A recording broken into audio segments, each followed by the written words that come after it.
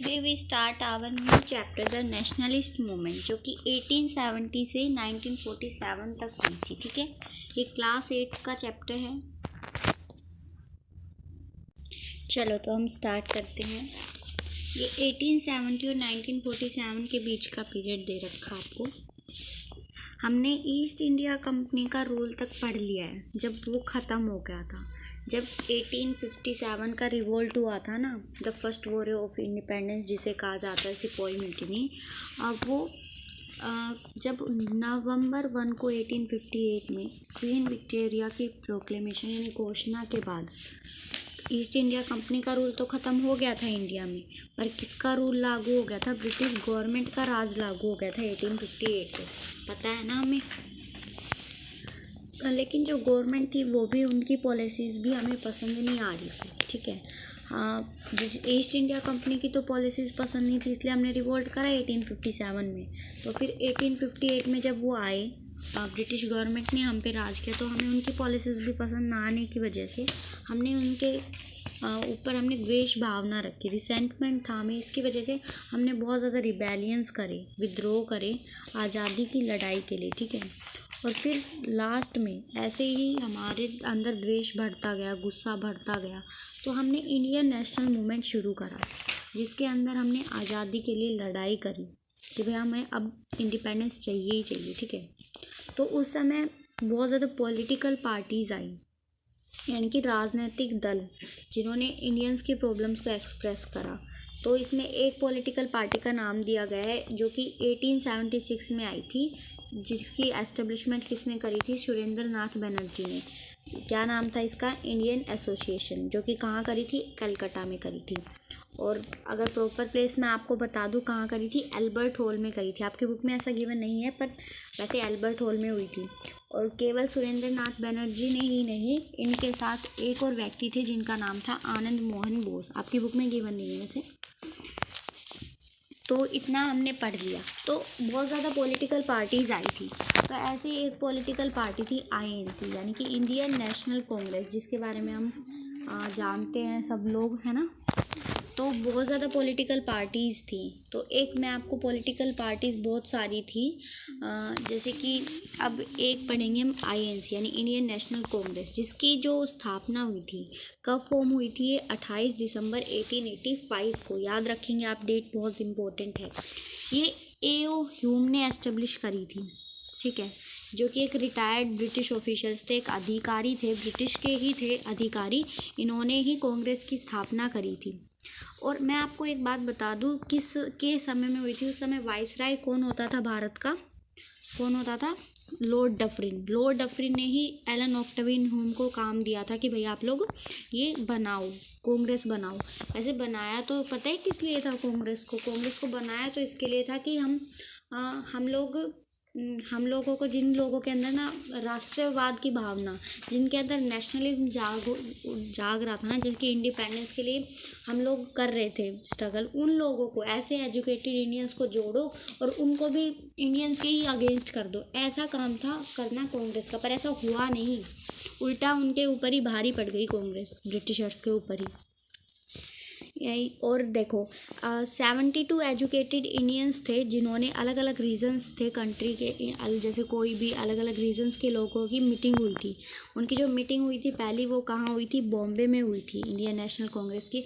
और उसके प्रेसिडेंट, याद रखेंगे, बॉम्बे में जो हुई थी मीटिंग, वो उसके प्रेसिडेंट थे उमेश चंद्र बनर्जी या WC बनर्जी थे। ठीक है, अब जो धीरे धीरे इस नेशनल मूवमेंट की जो बैकबोन है ना, वो कांग्रेस बन गई। मतलब कांग्रेस आई तो 1885 में, फिर भी कांग्रेस के आने के बाद बहुत ज़्यादा चेंजेस हुए।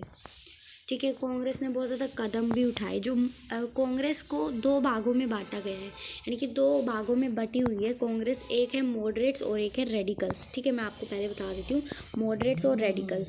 मॉडरेट्स वो लोग थे जो पीसफुली प्रोटेस्ट करते थे, यानी कि उन्हें लगता था कि जब तक हम शुरू में जब कांग्रेस बनी थी ना, तो शुरू में वो सोचते थे कि अगर हम पीसफुली प्रोटेस्ट करेंगे ना, तो ही हमें आज़ादी मिलेगी या कुछ हमें अधिकार मिल जाएंगे ब्रिटिशर्स के अंडर। तो पहले शुरू में मॉडरेट्स होते थे। 1885 से 1905 तक मॉडरेट्स का राज चलता था। ठीक है। इस एरा को एरा ऑफ लिबरल्स भी कहा जाता है, यानी कि एरा ऑफ मॉडरेट्स। लिबरल्स नाम होता है मॉडरेट्स का दूसरा नाम। यानी कि जो प्रोटेस्ट तो करते थे, विरोध तो करते थे, लेकिन शांतिपूर्वक करते थे, शांति करना ज़्यादा पसंद करते थे। ठीक है, पीसफुल प्रोटेस्ट करते थे। इनकी क्या क्या डिमांड थी आपकी बुक में गिवन है, देखो। इनको क्या चाहिए होता है कि इनको सिविल सर्विसेज एग्जामिनेशन भी चाहिए, कि यूपीएससी वगैरह के पेपर, जैसे इंग्लैंड में यूपीएससी के पेपर होते हैं ना सिविल सर्विसेज के, वो भी इन्हें चाहिए होते हैं। और इसकी मिनिमम एज इन्हें चाहिए होती है 21 साल। ठीक है, ये चाहते हैं कि जो भारत से जो पैसा जा रहा है ना ब्रिटेन में, वो कम करा जाए। ठीक है, और जो एक्सप्लॉयटेशन हो रहा है इंडियन रिसोर्सेज और पीपल्स का शोषण हो रहा है, वो ख़त्म करा जाए। और जो इंडियन इंडस्ट्रीज़ और हैंडीक्राफ्ट है उनको बढ़ावा दिया जाए। और क्या, जो एडमिनिस्ट्रेशन के हमारे शासनकाल के अंदर जो भी हमारा इंडिया है, उसके अंदर जो हायर पोस्ट मिलती है ना, वो भी हमें दी जाए, इंडियंस को मिले, हमें भी कुछ मिले। और जो लेजिस्लेटिव काउंसिल्स हैं उनको भी बनाया जाए, यानी कि इनकी भी स्थापना करी जाए हर प्रोविंस में, यानी हर प्रांतों में इनकी स्थापना करी जाए। और ये चाहते थे कि रिप्रेजेंटेटिव इंस्टीट्यूशन चाहिए पूरी कंट्री में, जो देश का भला चाहे, लोगों का भला चाहे, ऐसी इंस्टीट्यूशन भी फॉर्म हो। ठीक है, ये इनकी मांगे थी।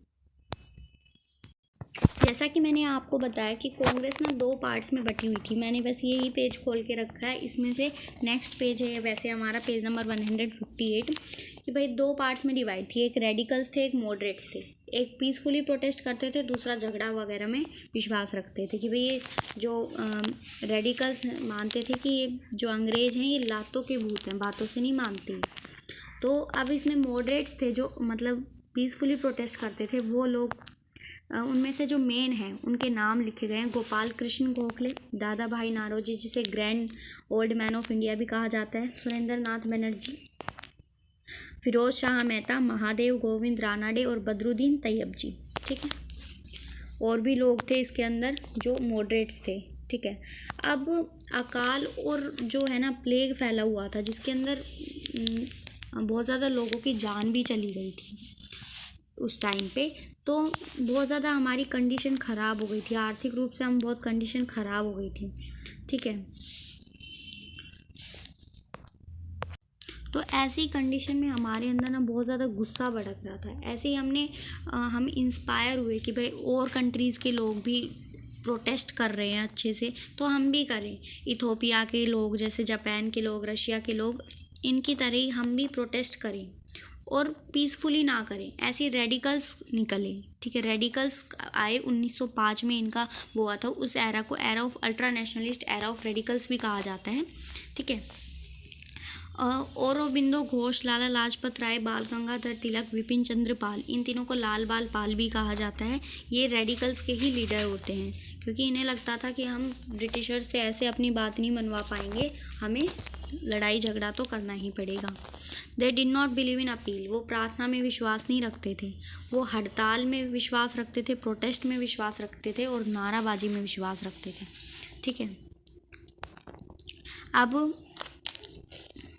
डू यू नो में आपका में गिवन है कि जो मॉडरेट थे वो 3 पॉलिसीज़ को अपनाते थे। उनकी पॉलिसी थी कि भाई प्रेयर करो, प्रार्थना करो, पेटिशन करो, विरोध करो, प्रोटेस्ट करो, लेकिन शांतिपूर्वक करो, याचना करो। ठीक है, शुरुआत में इनका ही जो था रोल ज़्यादा था। बंकिम चंद्र चटर्जी ने वंदे मातरम सॉन्ग गाया 1886 में पहली बार, ये इम्पोर्टेंट है, ये आपको ध्यान रखना है। और 1971 में अमार सोनार बांग्ला गाया गया था रविंद्रनाथ टैगोर जी के द्वारा, जो कि आज क्या है, बांग्लादेश का नेशनल वो है, जो गाया जाता है, क्या बोलते हैं, नेशनल सॉन्ग है उनका।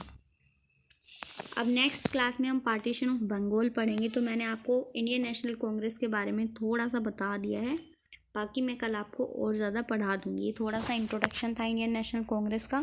So thank you very much.